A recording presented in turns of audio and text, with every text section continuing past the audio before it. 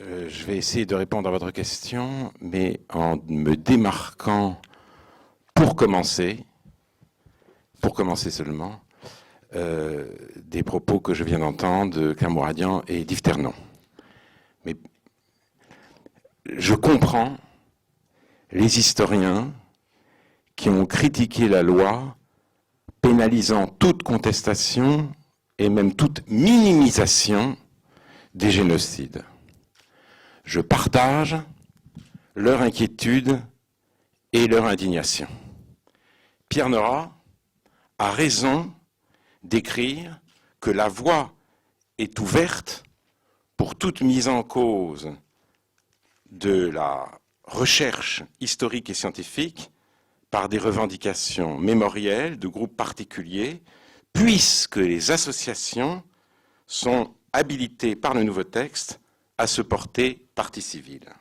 Je rappelle que la pétition Liberté pour l'Histoire, publiée le 19 décembre 2005 et signée, sinon en effet par tous les historiens, du moins par un grand nombre d'entre eux, résulte de l'indignation suscitée par la mise en accusation de l'historien Olivier Pétré-Grenouillot, auteur d'un livre sur les traites négrières, et poursuivi par le collectif des Antillais, Réunionnais, Guyanais, pour avoir contesté dans une interview l'appellation de génocide appliquée à l'esclavage.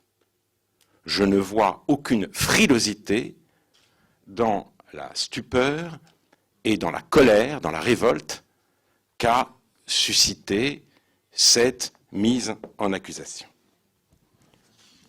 Cependant, les historiens devraient être capables de penser deux choses à la fois. À protester contre cette loi.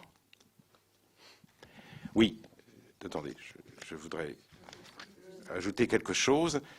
Il me semble, oui, j'ai oublié deux phrases importantes, avec l'épée de Damoclès de la minimisation, aucun historien sérieux ne peut travailler sereinement sur les crimes de masse. En guise de sanction contre un État qui, au nom d'une vérité officielle, réduit la liberté académique, on s'attaque à la liberté académique elle-même. Que la Turquie muselle la recherche sur les génocides arméniens, c'est indubitablement un problème et même un scandale politique. Mais on ne résout pas ce problème en mettant une camisole de force aux chercheurs. Cependant, les historiens devraient être capables de penser deux choses à la fois.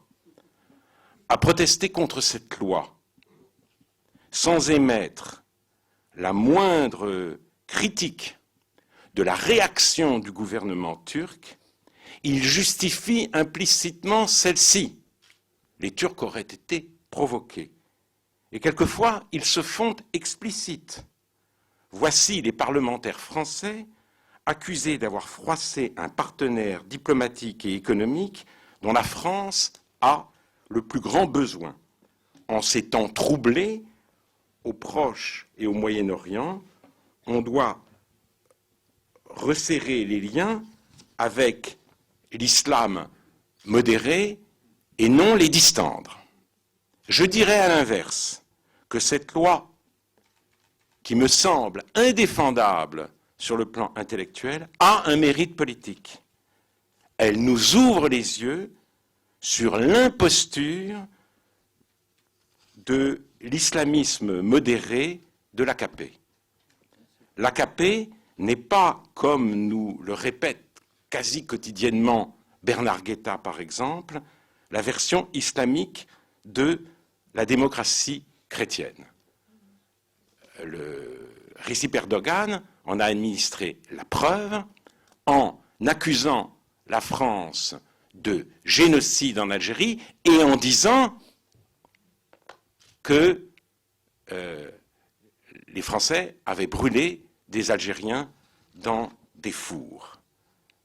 Un tel mépris pour les vérités de fait ne relève pas de la modération, mais de l'hubris, de la démesure. Le passé n'est pas cette réalité de l'advenu qui limite le pouvoir, il est, en Turquie aujourd'hui, à la discrétion du pouvoir, qui peut en faire ce qu'il veut. Et le dangereux, l'inquiétant ministre des Affaires étrangères, Ahmet Davutoglu, a tenu des propos plus révélateurs encore. Voici ce qu'il a dit. « Nous n'avons à rougir de rien dans notre histoire, nous tirons notre fierté de notre histoire. » À la différence, par exemple, de la France. Or, rougir de soi, qu'est-ce que cela veut dire? C'est précisément ce qui définit l'Europe. Ce n'est pas un accident que les Européens, un accident dû à l'histoire tourmentée du XXe siècle, que les Européens rougissent d'eux-mêmes, c'est un rapport à soi constitutif de la civilisation européenne. Un rapport que résume le mot critique et qui se trouve admirablement exposé, par exemple, par le philosophe polonais Leszek Kolakowski. Voici ce qu'il écrit. « Nous affirmons notre appartenance à la culture européenne précisément par notre capacité de garder une distance envers nous-mêmes. » Et il ajoute « Cette aptitude à se mettre soi-même en question, à abandonner sa propre fatuité est aux sources de l'Europe en tant que force spirituelle.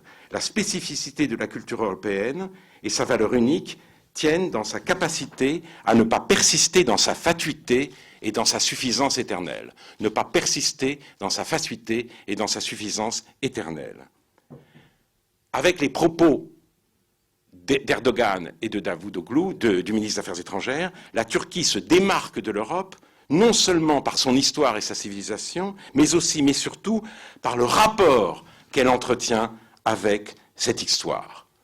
Ce qui fait que, dans les circonstances actuelles,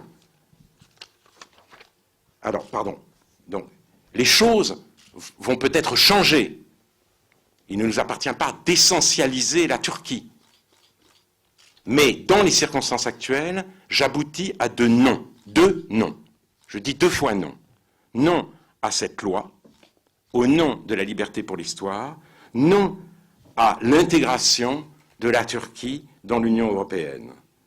Il n'appartient pas aux États et au Parlement de dire l'histoire, mais il leur appartient de dire son fait à un État qui fait tomber la reconnaissance du génocide arménien sous le coup de la loi punissant l'insulte à la nation turque.